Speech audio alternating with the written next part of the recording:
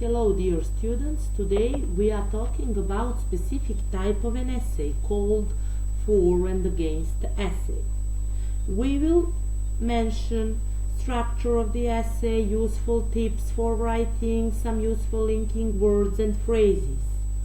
As you know, you have already written formal and informal emails or letters, some short articles, descriptions of a person, letters of complaint, letters of application, but this is something a bit different. So let's start. The first question is, what is a for and against essay? It's an essay on the advantages and disadvantages of some current issue. It's a formal piece of writing in which a topic is considered from opposing points of view. Please remember, opposing points of view means that you have to mention both advantages and disadvantages. And you should present both sides in a fair way by discussing them objectively and in equal detail. You should consider some points. Make a list of points for and against.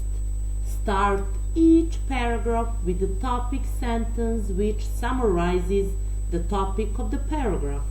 Please, it's very important not to use informal style like contractions, colloquial language, and so on, or strong language which expresses your opinion, like I know, I think, I believe. Please do not use all this. Structure of an essay.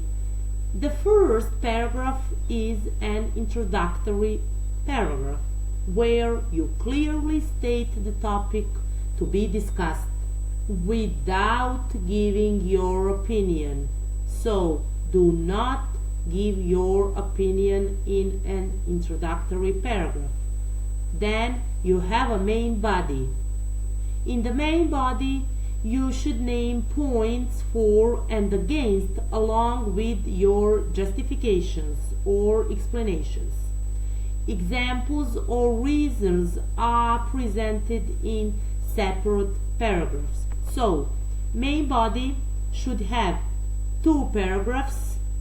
In one paragraph you name advantages and in other you name disadvantages. And at the end, a closing paragraph where you give a balanced consideration on the topic, and here you can give your own opinion.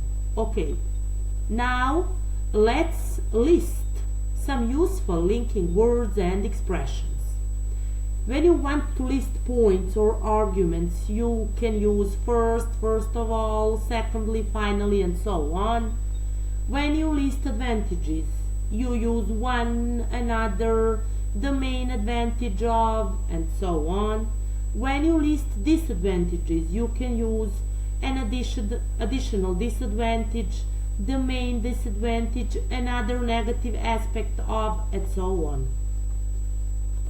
When you want to contrast points, you can use on the other hand, however, although, though, even though, while, regardless of the fact that, and so on.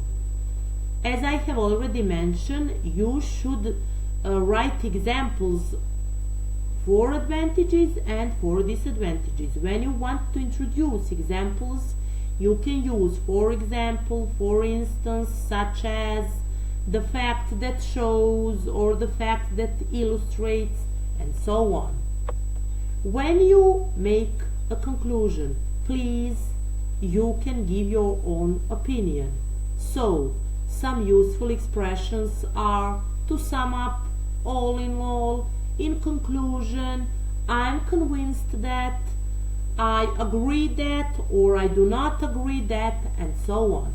Here you have all these useful linking words. Please, for your homework is to write for and against essay on the topic: is the internet bad for young people? Write from 140 to 190 words. And that's all for today. We'll be in touch. Goodbye.